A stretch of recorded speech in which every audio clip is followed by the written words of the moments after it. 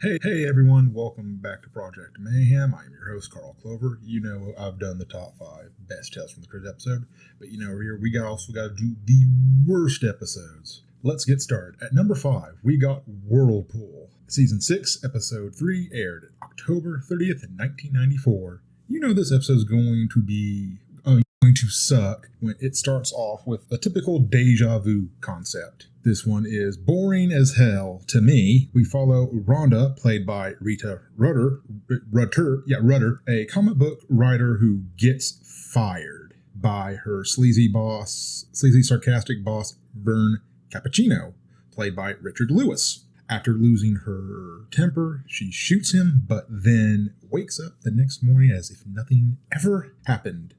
Everything repeats itself over and over again. As it goes on, she starts to rip up her comic page, trying to figure out what's happening, but each time she tries something different, the day resets again. Eventually, she ends up sentenced to death and still caught in the same loop.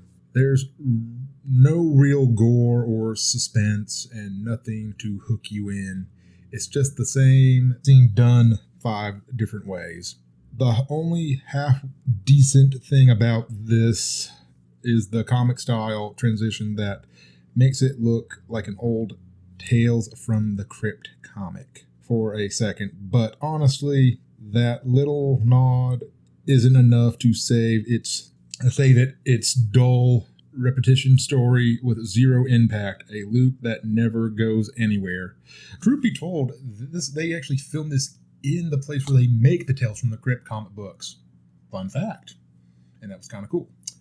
Alright, this was a Snores Fest. Now it's time to move on to number 4. Till Death Do We Part, Season 5, Episode 13, aired December 7th, 1993.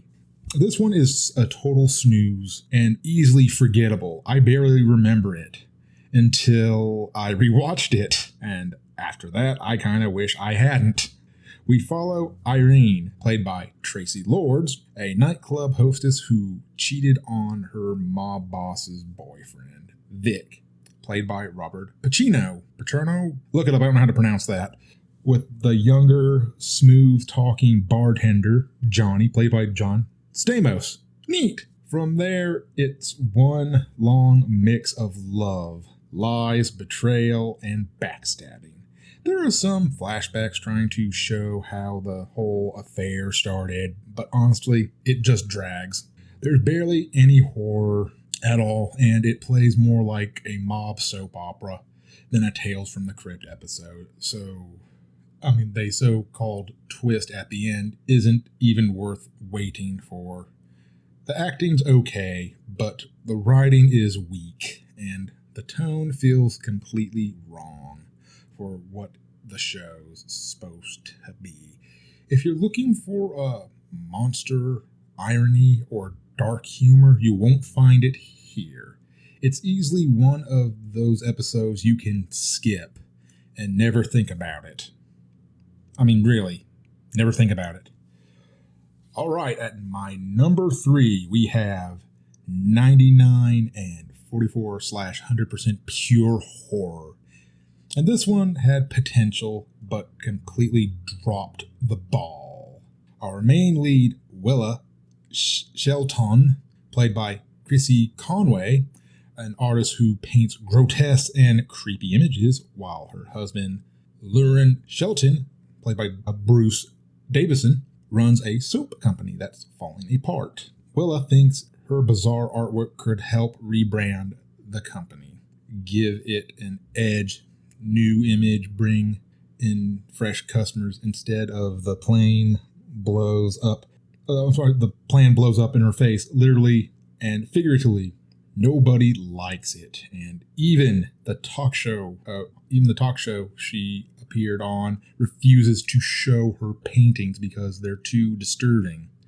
After being embarrassed and publicly and mocked by her husband, she snaps and murders him.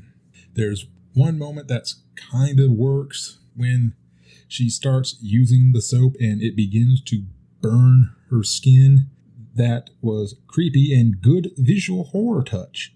But that about the only thing in this episode that gets right.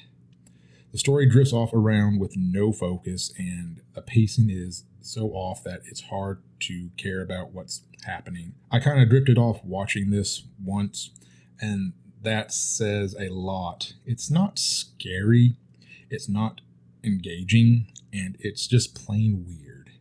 By the end, you can skip or play it in the background noise, but it's not one people are going to remember.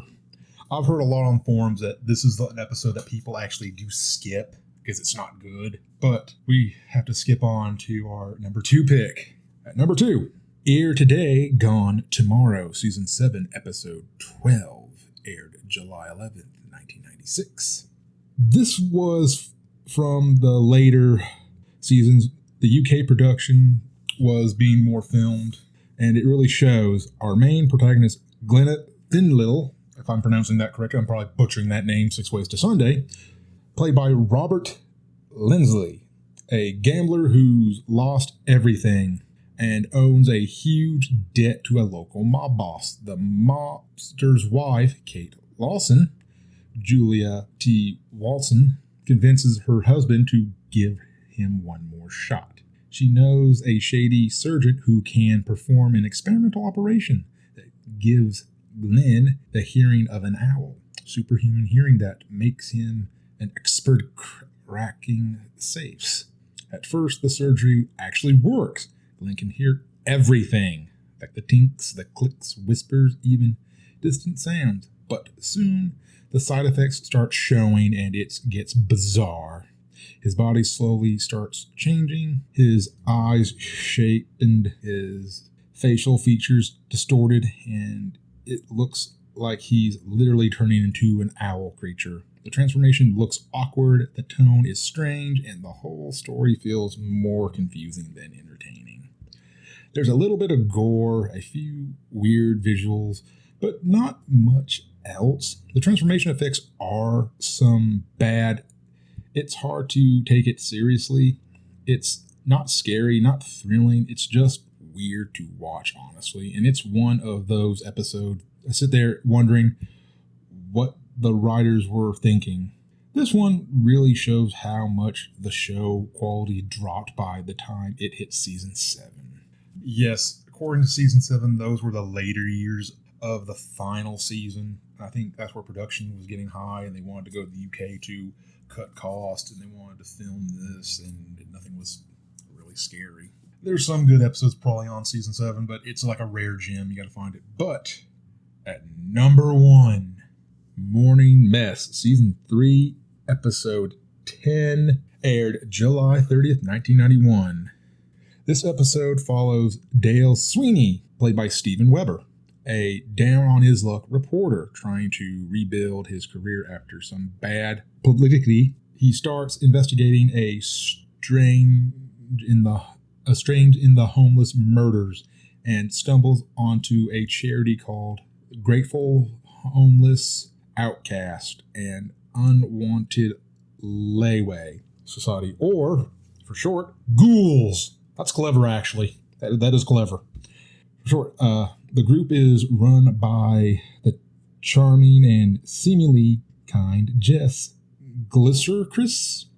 I'm pronouncing it wrong, but played by Rita Wilson, who claims to be helping burying the city's homeless with dignity.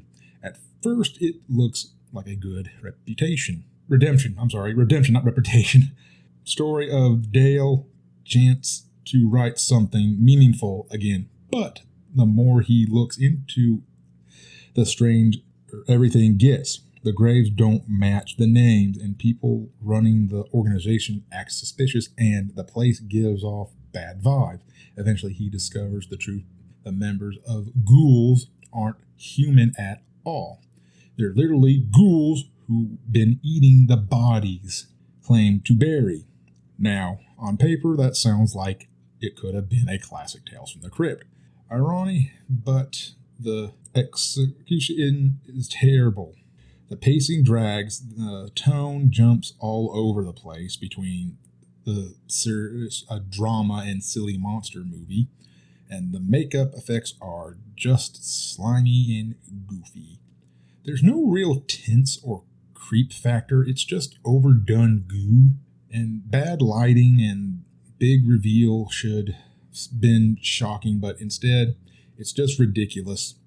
What really makes this one of the worst for me is just how much potential it had. It could have been darker, clever, the story about corruption, exploit, and greed, but instead it turned into a loud mess, gross out finale that doesn't scare or entertain. It's one of those episodes where you're reaching the end and go, well, that sucked. And that exactly why Morning Mess earned its spot at number one from Tales from the Crypt episodes of the worst. Guys, I won't drag this on long enough. As I was doing this, my DVD for that episode got scratched. Brand new disc, too. It was a brand new disc. So I had to go on YouTube and find the best quality to actually watch it. And I gotta tell you, I think this was the worst episodes I've watched. And I hope you all like this pick and want to go watch some of them and, take your own opinion on them. Guys, if you like what you saw, don't forget to like this video to know you actually like my videos. Subscribe if you haven't already and turn on the notification bell to know when I have a new video. Guys, I'm Carl Clover, host of Project Mayhem. We will see you on the next one. Hopefully a goosebump one.